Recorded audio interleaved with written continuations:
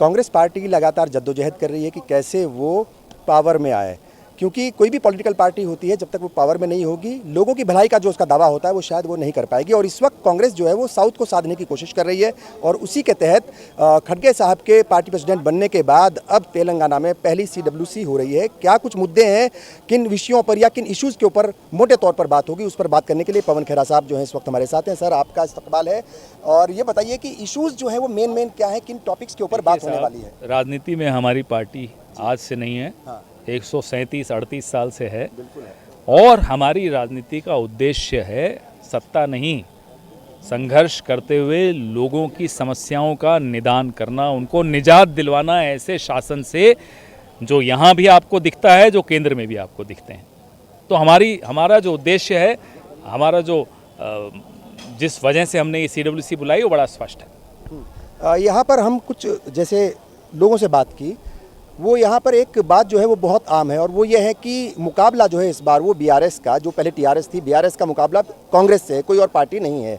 तो शायद वो जो है वो बातें आप तक पहुँची होंगी, उसी को लेकर के आप तेलंगाना पहुँचे हैं। क्या कुछ उम्मीदें हैं तेलंगाना से, चूँकि अच्छा खासा वक्त था, एक स्टेट को 2 स्टेट में तकसीम किया, वो पूरा क्रेडिट आपकी पार्टी को जाता है। सोनिया गांधी की एक अलग इमेज है इस स्टेट में और उनको मतलब जो है लेकर के किस तरीके से आप प्रोजेक्ट करेंगे और क्या कुछ उम्मीदें हैं तेलंगाना इलेक्शन? तेलंगाना का एक नागरिक कांग्रेस की तरफ देख रहा है, उसे कांग्रेस से उम्मीद है कि कांग्रेस आकर उसे निजात दिलवाएगी BRS के इस शासन से।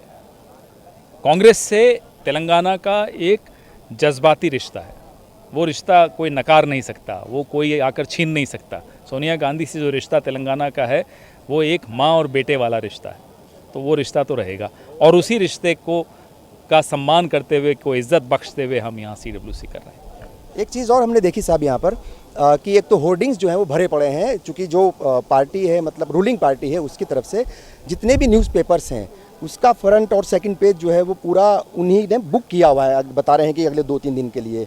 तो क्या ये पहले से कोई प्लानिंग नहीं की थी आप लोगों ने कि ऐसा हो सकता है? और चूँकि अखबार जो एक बड़ा माध्यम होता है अपनी बात को लोगों तक पहुँचाने के लिए, उनके पास पैसा है, उनके पास सत्ता है, वो उसका दुरुपयोग अगले 2-3 महीने तक कर सकते हैं, करने दीजिए।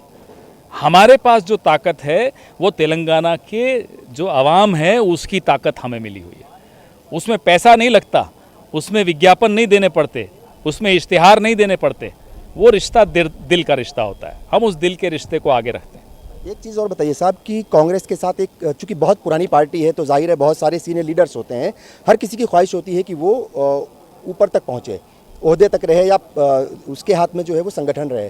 गुटबाजी बहुत है, कहने का मतलब ये है कि गुटबाजी बहुत है, वो यहाँ भी दिखती है, राजस्थान में भी दिखती है और दूसरे प्रदेशों में भी दिखती है। उस गुटबाजी से निपटने के लिए आपके पास क्या फॉर्मूले हैं और कैसे उसके ऊपर चर्चा हो? गुटबाजी कहते हैं, मैं इसको कहता हूँ कि साहब अलग अलग काबिल नेता हैं, उनकी अपनी सोच है, उनकी अपनी विचार हैं, अपना तरीका है काम करने का, शैली है बात करने की, उसमें कोई उसको गुटबाजी नहीं कह सकते।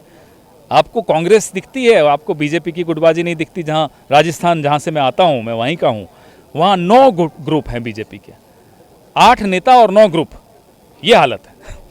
तो हर पार्टी में अलग अलग तरीका है काम करने का, इसलिए मैं इसको गुटबाजी नहीं मानता। अच्छा, एक चीज़ और साहब, इंडिया अलायंस जो है अभी कुछ दिन पहले ही मुंबई में उसकी बैठक हुई और एक सवाल उठ रहा था वहाँ पर कि यहाँ मतलब BRS क्यों नहीं जुड़ी आपके साथ, और ख़ासतौर से AIMIM, क्या उसको जानबूझ करके अलग रखा गया, अप्रोच नहीं किया गया, या फिर वो नहीं जुड़ना चाहिए या आपने नहीं चाहा कि वो जुड़े? अब हमारे अलायंस में वो तमाम ताकतें जुड़ रही हैं जो नरेंद्र मोदी जी की नीतियों के खिलाफ हैं, जो नहीं है वो नहीं जुड़ेंगे। एक सवाल और यहाँ पर जो है वो अलायंस को लेकर के ही हो रहा है कि ऐसा प्रेशर बनने वाला है अलायंस पार्टियों के ऊपर, जो अलायंस में है, जो भी 28-27 पार्टियाँ, कि टूट सकता है अलायंस। कुछ पार्टियाँ जो हैं वो साथ छोड़ सकती हैं, उसकी कुछ झलक जो है G20 में भी देखने को मिली, ऐसा लोग कह रहे हैं। बोलने दीजिए, सबके सामने आएगा सब कुछ। हम 10 से शुरू हुए, 24 पे पहुँचे, 26 पे पहुँचे, 28 पे आ गए, फिर भी अगर नरेंद्र मोदी जी को उम्मीद है कि टूटेगा तो बैठे रहें उम्मीद लेकर। एक आखिरी सवाल, एक देश एक चुनाव, 1 नेशन 1 इलेक्शन को लेकर के है, क्या कुछ लगता है, क्या कांग्रेस अगर कुछ इस तरह की, चूंकि कमेटी बन गई, अगर उसने रिपोर्ट दी और उसका सपोर्ट किया, कहा कि ऐसा होना चाहिए, कांग्रेस कितनी तैयार है उसके लिए? प्रदेश में एक चरण का चुनाव नहीं करा सकते नरेंद्र मोदी जी और कह रहे हैं एक देश में एक चुनाव कराएंगे। कमाल की बात है।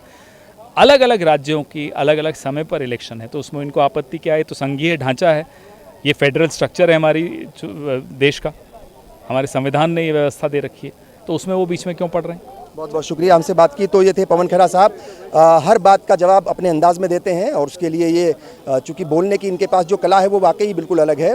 और जहाँ तक कांग्रेस का सवाल है, CWC का सवाल है, ये कह रहे हैं कि आम लोगों से जुड़े हुए मुद्दे जो हैं उनके ऊपर भी बात होगी और कांग्रेस के अंदर जो भी डिफरेंसेस हैं या जो भी अलग अलग ओपिनियन है उन पर भी बात होगी और किस तरीके से पार्टी यहाँ पर इस स्टेट में जीते और बाकी जो जिन जिन स्टेटों में इलेक्शन है वहाँ पर कैसे पार्टी जीत पाए, उसके लिए स्ट्रेटजी तैयार होगी। खुर्शीद रब्बानी, मुंसिफ टीवी, हैदराबाद।